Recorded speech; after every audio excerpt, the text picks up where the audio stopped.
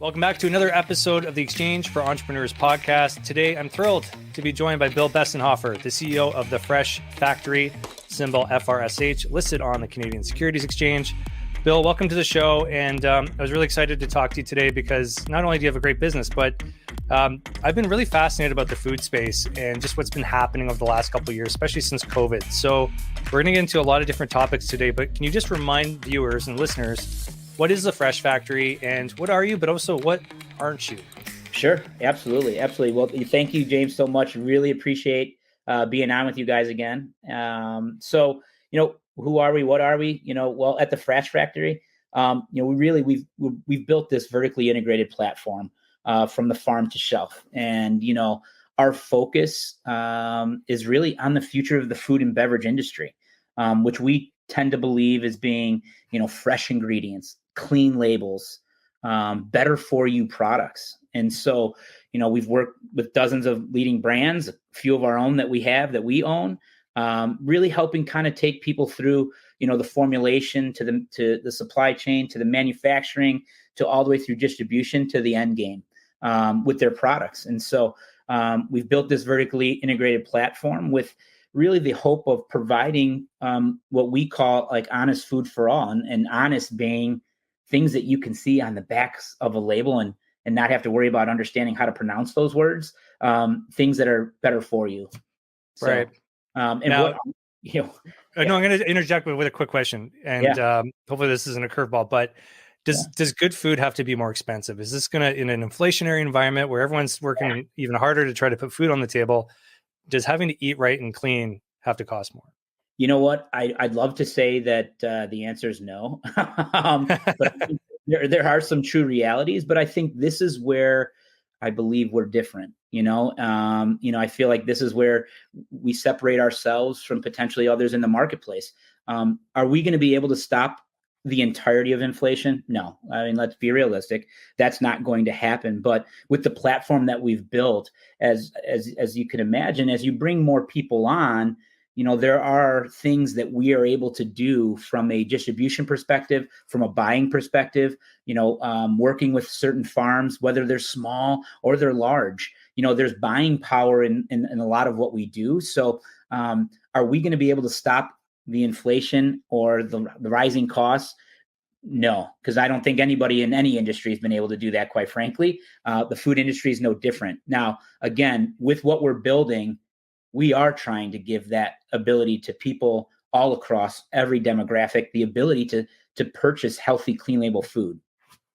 No, I appreciate that. So on that front, and I just interject that eating cleaner and eating healthier, if it's an investment or cost over what you can just get sustained, as a human being, it's a worthwhile investment. Obviously, I just want to make that clear that, eating better is obviously linked to many other health benefits, longevity, mental well-being, all these things. So there's no doubt about that. Now, talk to me about some of the trends and some of the maybe habits that you've seen develop through your visibility into this chain that you've built. So, are there certain food items or certain ways that people are consuming these healthy foods that maybe you didn't expect to see, but now, it's something?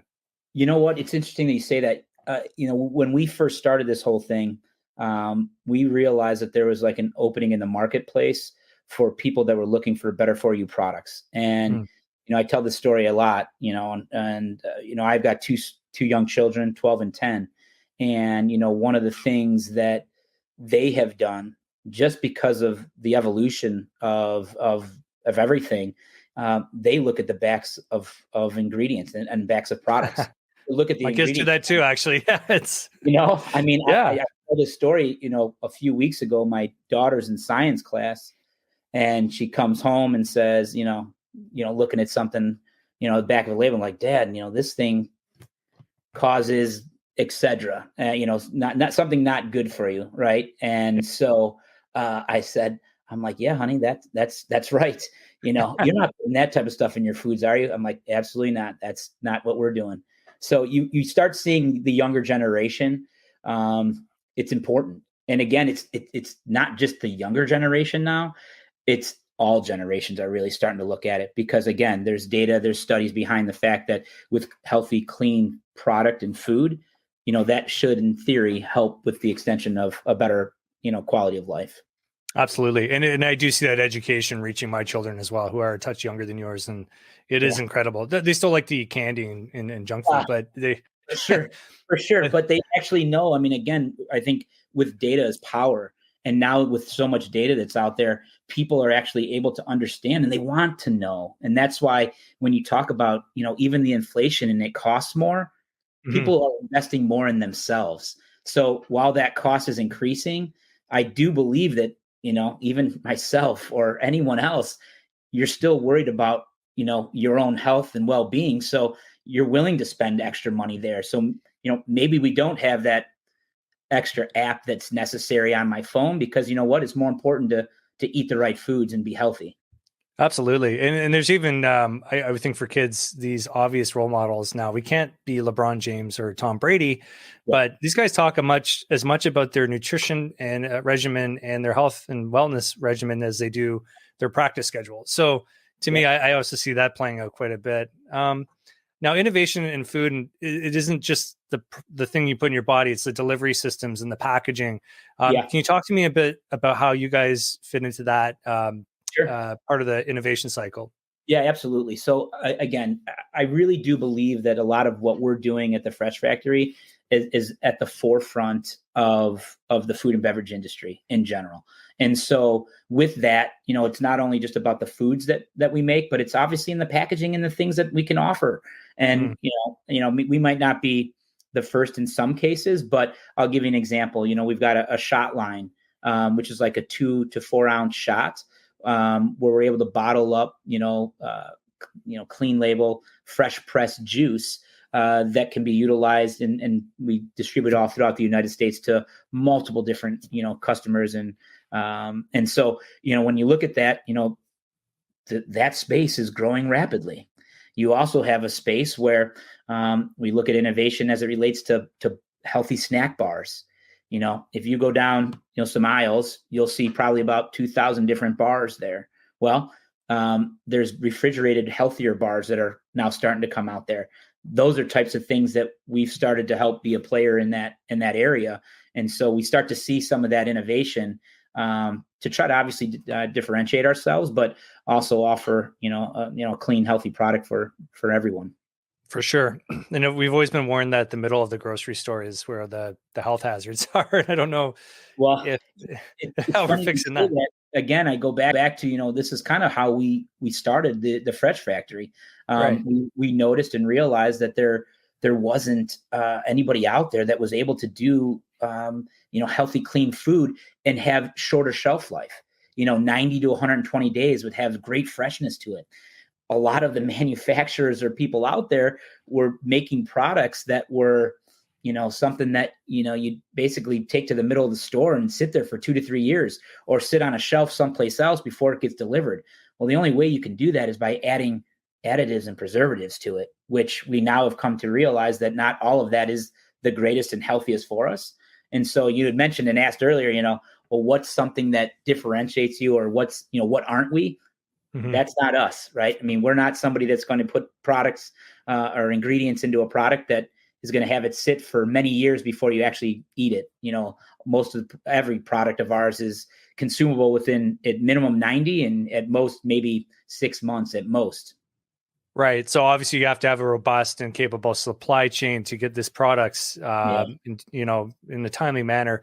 Anything you want to say about how you actually get the product, especially in a post-COVID era where we're all aware of what happens when food doesn't get to the grocery store. What have you learned about that? Yeah. So I would tell you this, look, we had our challenges too, but, through COVID, again, because of the platform that we built and the relationships that we were able to have, it really did allow us to kind of pivot and move fairly quickly through the supply chain to be able to get the necessary ingredients and or packaging to our customers. And so, obviously for us, as we built this, we realized how important supply chain is. Obviously every day, always trying to get better, but, having those established relationships, especially with multiple different farms across, small to large, has really benefited us, and more importantly, has benefited our customers. Right. So I can't help but mention last week's guest was talking about homegrown mushroom kits for exotic Yeah. mushrooms. And I wonder if you had any thoughts on where that style of, obviously we can't grow all our own food Yeah. in most suburban environments, but are you seeing that trend play out or even working around that? Or what do you think? Yes. Yes and yes. We actually, we ourselves have investors that of our own company that are in that space where they're looking to grow their own food at home. Oh, wow. And do I think that that's going to stop? No, I don't. I do think that'll continue to grow as time goes on and technology gets better. For us as the fresh factory, though, a lot of times, we won't necessarily help people as they do that. I think where we would help them out is if, as maybe not the at home kit systems, but as people have started to scale some of that business, and I think the company you're talking about, we Mhm. would probably be able to partner with someone like them so that it's not just a one solution. Hey, here's the product, but they could create multiple products with it. And that's where our innovation team would actually work with them to help scale maybe a product that has an ingredient that they're growing and then turn that into, a brand of some sort, down the line. Cool. Yeah. See, I never thought of this show as a matchmaking mechanism, but you never know. Yeah. Okay. Well, Bill, one of the trends, I mean, obviously the big trend in food over the last few years was plant-based protein. Yeah. Some would call it fake meat. There was a big story in Bloomberg about it. And, Beyond Meat, which I believe you were an investor in your fund some years back, which, has fallen a little bit out of favor in the market, and these things happen. But um, maybe talk to me how you guys have navigated, the lumpiness of certain trends like that, where people may have thought we hit peak meat. Likely not the case, but we're not going to deny that, there are going to be further innovations in plant-based protein Yep. and maybe even the cellular level. We've seen some cool examples there. Sure. And I just want to get your perspective on, what the market has reacted to with the fall of, quote unquote fake meat and how you guys are navigating it, Yeah. knowing that you're quite diversified.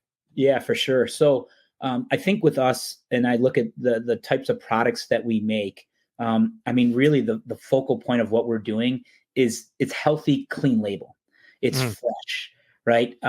Yes, while there may be some plant based, we don't play in the meat sector of that. It really truly is, plant based for salad dressings, dips, hummuses, juice, things of that nature. So for myself, as you asked that question, there trends.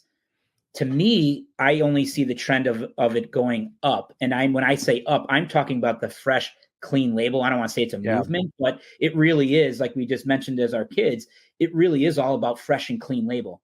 There's no that's not a fad. That's not going away. Like Mhm. that's just true, knowing what you put in your body and you want it to be as clean as possible. So with that being the case, in my mind, and kind of like the site and thesis that we have, the growth opportunity for us is endless because there isn't anything that's going to stop that.